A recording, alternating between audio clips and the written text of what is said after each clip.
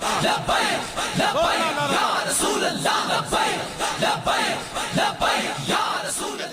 मौलवी के पास में चाहिए बड़ी पुरानी बातें करे। दुनिया चांद पे चली गई, अभी ये मुसल्ला ही लिए घूम रहे। मैंने कहा सुन, जो चांद पे गए वो मर के भी लौटे और लौटे भी नहीं। कुछ तहतुस्सरा में गए। तहतुस्सरा तो बड़ी बात है, पनडुब्बी में बैठ के नीचे गए, न डुब्बी बची न पन बचा न जिस्म बचा। लोग ढूंढने में लगे पड़े, गए किधर है। तो तुम उसकी बात कर रहे हो जो जान ले लेती है। और मौलवी मुसल्ला हाथ में देख के कहता सुन, चांद तक जाने के लिए आप रॉकेट का इस्तेमाल करके उड़ सकते हो, लेकिन मुसल्ला चांद से भी आगे ले जाता है। का ये कहां तक ले जाता है? का जहाज में बैठोगे चांद तक ले जाएगा, मुसल्ले पे बैठोगे ये तुम्हें खुदा तक ले जाएगा। इन्हें हल्के में मत ले। कोई कह रहा ज़कात खोर है, कोई कह रहा चंदा खोर है। अल्लाह की कसम मैदान क़यामत में पता चलेगा, जब नफ्सी नफ्सी का आलम होगा, सूरज सवा नेज़े पे होगा, लोग पसीने में डूबे हुए होंगे, कोई घुटने, कोई टखने, कोई कमर तक, कोई सीने तक, कोई नाक तक, कोई ठोड़ी तक, कोई अपने की गुनाहों के एतबार से अपने पसीने में होते खा रहा होगा ना। उस वक्त में जब आदम से लेकर आखिरी पैगंबर तक सारे नबियों की उम्मतें जमा होंगी, अल्लाह फरिश्तों को हुक्म देगा जाओ पूरे मैदान महशर से कुरान वाले तलाश करके लाओ। तब पता चलेगा हमने क्या खोया और क्या गवाया। छोटी बात नहीं है। यहाँ 4 आदमियों में एक बंदे को उम्रे का टिकट दे दिया जाए ना, वो 4 में मुअज़्ज़ज़ हो जाता है। पहले महशर होंगे, अव्वलीन व आखिरीन होंगे, हुक्म होगा बुलाओ, किधर है कुरान वाले? फरिश्ते चलने लगेंगे, फिर रुक के कहेंगे मालिक पता कैसे चलेगा कुरान वाला कौन है? यहाँ तो आदम की उम्मत भी है, ईसा की भी है, मूसा की भी है, दानियाल की भी है, सारे नबियों की उम्मतें मौजूद हैं। अल्लाह कुरान वाले कैसे पहचाने जाएंगे? रब फरमाएगा मुंह सूंघना शुरू कर दो, जिसके मुंह से मुश्क की खुशबू आ रही होगी वही मेरे कुरान वाले होंगे। ये तो एहसान मानो हुजूर का कि अल्लाह ने हमें हुजूर की उम्मत में पैदा किया है। हाँ, आए सबसे बाद में, जाएंगे जन्नत में सबसे पहले। ये हमारा मुकद्दर है। अल्लाह फरमाएगा मुंह सूंघो, फिर मुंह सूंघे जाएंगे। आइए आप भी कुरान वाले हैं, आप भी कुरान वाले हैं, सारे कुरान वाले इकट्ठे हो रहे हैं। मालिक जाना किधर है? ला के रब के सामने खड़ा किया जाएगा। कहा ना फरिश्तों, आज मेरी कुदरत के मुताबिक मेरे सामने खड़ा ना करो, मेरे अर्श के साए में खड़ा कर दो। या अल्लाह किस लिए? का सूरज की गर्मी नहीं देख रहे हो? मेरे बंदों ने बड़े दुख उठाए हैं। जब इन्हें चंदाखोर कहा जाता था तब ये मुस्कुरा के निकल जाते थे, जब इन्हें ज़कात खोर कहा जाता था तब गर्दन झुका के निकल जाते थे। कोई मुल्ला कह के जलील करता था तब ये चुप रहते थे, कोई मुल्ला जी कह के हकीर समझता था तब ये खामोश रहते थे। जब दुनिया इनको बैठ करके इन्हें खड़ा करके तमाशे बनाती थी तब इन्होंने मेरे कुरान के लिए सब्र किया था। जब लोग अय्याशियों में डूबे थे तब ये रातों में उठ के मेरा कुरान पढ़ते थे। जब दावतें होती थी इनके लिए चटाई बिछती थी, लेकिन अमीरों के लिए कुर्सियां पड़ती थी। आज इनकी शान दिखाना चाहता हूँ, सारे धूप में खड़े हैं लेकिन मेरे कुरान वाले अर्श के साए में खड़े होंगे। अल्लाह फरमाएगा सुनो, जो तुमने किया था वो तुम्हारी तरफ से मेरे लिए तोहफा था, आज जो मैं दे रहा हूं ये खुदा की तरफ से तुम्हारे लिए इनाम दिया जा रहा है। ये कुरान वाले लोग, ये कुरान वाले लोग हैं। अल्लाह सलामत रखे इन मदरसे चलाने वाले। हाँ, इनके लिए उनके दुआएं मांगा करो, अल्लाह से रो के कहा करो अल्लाह ये कुरान वाले जिंदा रहे। अगर कुरान वाले नहीं होंगे ना तो फिर तुम्हें कोई काफी नहीं मिलेगा। हाँ, कोई तुम्हें फजल खैराबादी नहीं मिलेगा। ये मदरसे सलामत रहे तो आज भी काफी पैदा होंगे और फजल खैराबादी भी पैदा होंगे। ये देखने इदारों के। हाँ, हम तो गैरों की बातों में आके मदरसों के खिलाफ हो गए, जिन्हें पता ही नहीं था मदरसे के खिलाफ, जिन्होंने भौंका कुत्तों की तरह साल के 12 महीने न्यूज में बैठ करके यूं यूं भौंकते रहते। उन्हें क्या पता। आ तुझे बताऊं मदरसों ने कैसे कैसे लाल दिए। अहमद रजा मदरसे का बेटा है, मुफ्ती आजम मदरसे का लाल है, अख्तर रजा ताजुशरिया मदरसे का लाल है, रईसुल अत्किया उवैस मुस्तफा मदरसे का लाल है। ये जितने भी बड़े बड़े हैं ये किसी रोड ने नहीं दिए, मुस्तफा के घर हमें मदरसों ने अता किए। देखो तो सही, आओ तुम्हें बताओ, मदरसे हमारे आतंकवादी नहीं बनाते, मुस्तफा के जानिसार बनाया करते हैं, जानिसार बनाया करते हैं। माफ कीजिएगा, वक्त होता तो मैं बात करता। कहाँ खोने हैं गेसू यार में, खुशबू कहाँ तक है। मैं किधर चल दिया, मुझे जाना किधर था, बस इतना सुन ले। अल्लाह तौफीक देना, मदरसों के साथ खड़े रहे, मदरसों के साथ खड़े रहे। ये मदरसे, ये हमारी शान है। मैं मुबारकबाद पेश करता हूं उन लोगों को जिनकी कमाई इदारे में लगी है, जिनके पैसे से लुक़्मे कुरान वाले खाते हैं। तुम्हें नहीं पता है, तुम्हें नहीं पता है। हाँ, अबू बकर शिबली रहमतुल्लाहि तआला अलैह घर तशरीफ लाए, खाना बनाया बीवी ने। सुने जरा, तवज्जो है ना। खाना बनाया, फरमाने लगे बीवी से, कहा कि क्या बनाया? आज बड़े दिन के बाद गोश्त बनाए। जानते हो हजरत ने क्या कहा? अबू बकर शिबली रहमतुल्लाहि तआला, आप कहते हैं खातून, क्या कोई पड़ोस में भूखा नहीं है? ऐसा तो नहीं है कि किसी यतीम ने आज गोश्त न खाया हो? बीवी ने कहा हुजूर है ना। फरमाने लगे फिर उठा और ये सारा खाना गरीबों में तकसीम करा दे। बीवी कहने लगी हुजूर आज कई दिन के बाद ये खाना बनाए और आप गरीबों में भेज रहे। रो के कहने लगे पगली नहीं जानती है, मैं खाऊंगा गंदगी बन के जमीन पे गिरेगा, गरीब और यतीम खाएंगे, ये लुक़्मे नूर के बन के अल्लाह के अर्श तक चले जाएंगे। दौलत तो हमारी है ना, हम लुटाएंगे, हमें हिसाब देना है। हम अगर ये पैसे कुरान वालों पे लगाएंगे तो ये आखिरत में बख्शिश का जरिया बन के हमारे सामने आएंगे। नसीब वाले हैं वो लोग जिनका पैसा कुरान पे लगा करता है, साहिब कुरान के दीन की खिदमत पे लगता है। बड़ी कुर्बानियां हैं। मेरी आपसे गुजारिश है, आपको इस इदारे का ताउन करना है, आपको इस इदारे की खिदमत करनी है। नौजवानों कुछ नहीं पता है, हम रोडों पे रहते, कदम कदम पे हमारे दुश्मन है।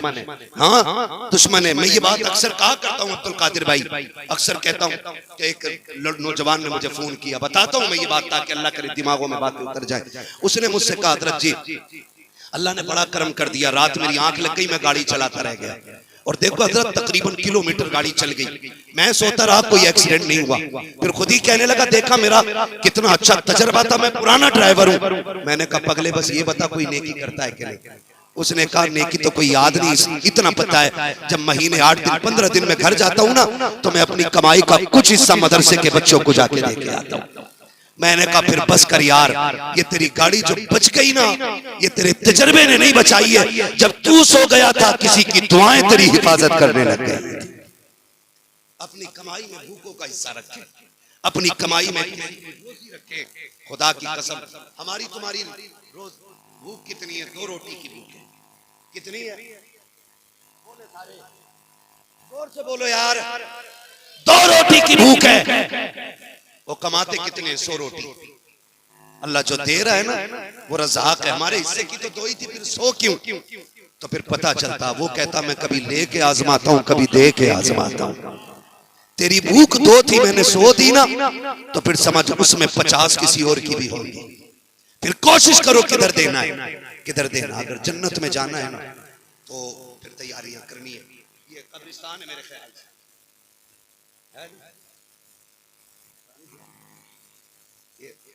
अगर मैं भी एक बंदे को भेजूं कि जाओ देख के आओ यहाँ कितनी कब्रों पे फूल पड़े तो शायद एक कब्र पे भी फूल ना मिले।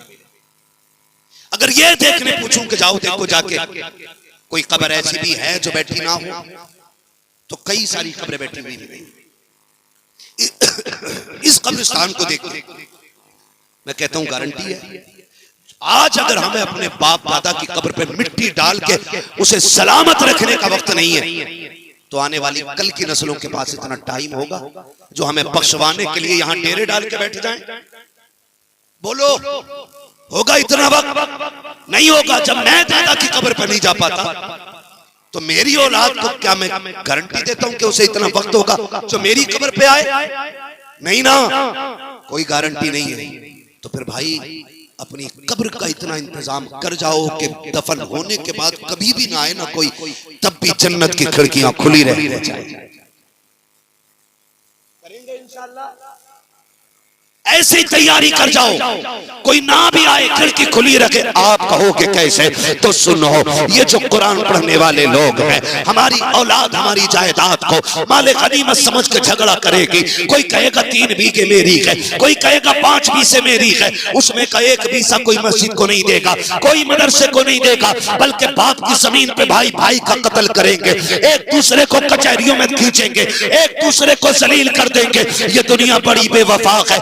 जो तेरी उंगली पकड़ के चलते गए, सांस बंद होने की देर है, अपनी चारपाई की बजाय तुझे मस्जिद से लाई गई चारपाई में लटाया जाएगा। हजारों के कंबल तेरे खरीदे हुए हैं, लेकिन तुझे सिर्फ ला इलाहा इल्लल्लाह की चादर दी जाएगी, जिसमें हजारों लोग कब्रिस्तान गए हैं। तेरी अपनी बीवी तुझे नया बिस्तर देने तैयार नहीं होगी। जिस बिस्तर पे तुझे मौत आएगी वो भी उठा के किसी गरीब को दे दिया जाएगा। कितना भी कीमती कपड़ा पहन के मर जाना, उस कपड़े को काट के उतारा जाएगा। अगर ऐसे उतर भी गया, तेरी औलाद उसे पहनने तैयार नहीं होगी। फिर किसके लिए गुनाह कर रहे हो जो तुम्हारे जिंदगी में है लेकिन मरने के बाद नहीं होंगे। ओ मेरे अजीज, ऐसी तैयारियां कर लो कि इनका दिया हुआ कफन बचे ना बचे, रहमत की दी हुई चादरें हमारी कब्रों पे तनी रहनी चाहिए।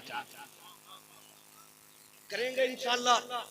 मैं बता दूं करना क्या है, अगर कहें तो बता।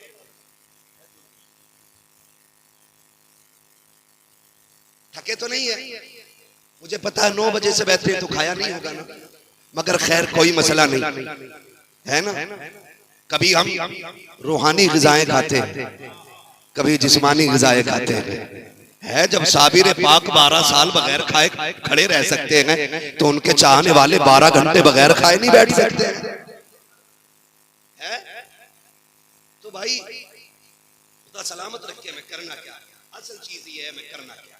ये फिर सबको कि मौलवी फिर करेंगे, तो सुने, कोई बड़ी बात नहीं, कोई बड़ी बात नहीं है। वजीफा भी है, तावीज भी है, और डोरी भी है, और पढ़ा पानी भी यही है। जो चाहता है मेरे दुनिया के रिस्क का भी इंतजाम हो, आखिरत में भी नेकियों का इंतजाम हो, तो वो ये करे, एक कुरान वाले के रिस्क की जिम्मेदारी अपने सर पे ले ले। एक कुरान वाले का खाना अपने जिम्मे ले ले, और कोई बड़ी बात नहीं। जो महीनों में लाखों कमाते, अगर वो अपनी कब्र के लिए साल में 12,000 दे भी देंगे तो कोई फर्क नहीं पड़ता है, कोई फर्क नहीं पड़ता है। खुदा की कसम, एक बच्चे को पाल लो मदरसे के, अल्लाह कब्र भी ठंडा कर देगा और हश्र में भी आपके साए का इंतजाम करेगा। ये करना है। वो मुझे बात याद आती है, बहुत अजीज, मैं तो मुबारकबाद पेश करता हूं उन बापों को जिन्होंने बेटे कुरान के नाम वक्फ करे। वो माए मुबारकबाद के लायक है जिन्होंने उन लालों को दूध पिलाया है, जिन्होंने बदले में, उस दूध के बदले में 5G 4G मोबाइल नहीं, कंबल नहीं, गाड़ी नहीं, माँ को कुरान का तोहफा पेश करना है। वो बहने मुबारकबाद के मुस्तहिक हैं जिन्होंने इन भाइयों की खिदमत की है जो बदले में हुजूर का दीन सीने में लेके घर जाएंगे। वो बहने मुबारकबाद के मुस्तहिक हैं। बस मैं अर्ज करना चाहता हूँ, बाप था उसे लगन लगी जी, लगनी चाहिए। ये यहाँ से होता है, ये यहाँ से, जो यहाँ से सोचते हैं ना पड़ गया तो क्या करेगा, 5,000 तनख्वाह है, 6,000 है, क्या करेगा, इससे बढ़िया डॉक्टर बना लो।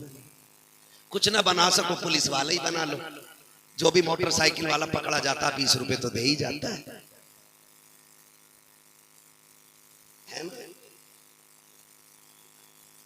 हाँ, दे ही जाता है ना भैया। बेटे को ना, सही बता रहा हूं, जूते पॉलिश करना सिखा देना पुलिस वाला। जिसका हो शौक हो जाने, लेकिन मेरी सोच ही नहीं है। और सारे भी खराब नहीं होते, सारे भी खराब नहीं होते। वर्दी में सारे गुंडे नहीं होते, कुछ अच्छे भी होते। सही कह रहा हूं मैं आपको। बेटे को जूते पॉलिश सिखाना, लेकिन इस तरह वो अपने नहीं देते। कोई अगर ईमानदारी से ड्यूटी करे तो ऊपर के गुंडे नहीं करने देते नीचे की ड्यूटी। ये हमारी कौम को सोचना पड़ेगा। ये मुल्क किस तरह चल रहा है मेरी समझ में नहीं आता। मैं तो आपसे इतना कहूं, अल्लाह करे ये बात कानून के कानों तक भी पहुंचे। अभी एक पुलिस वाले का बयान मैं कुछ दिन से देख रहा हूं, उसने कहा कि कुछ मुस्लिम बच्चियां जो जेलों में बंद है ना, एक जेलर अपनी अय्याशी के लिए अपने नीचे के लोगों को इसलिए प्रताड़ित कर रहा है कि मेरी अय्याशी के लिए मुस्लिम लड़कियां जेल से निकाल के मेरे बिस्तर पे लाई जाए। ये हमारे साथ हो रहा है। ये सबका साथ, सबका विकास कर रहे हैं। बंद करो ये गुंडागर्दी, और इतना भी मत इतराओ कि पानी सर से ऊपर हो जाए।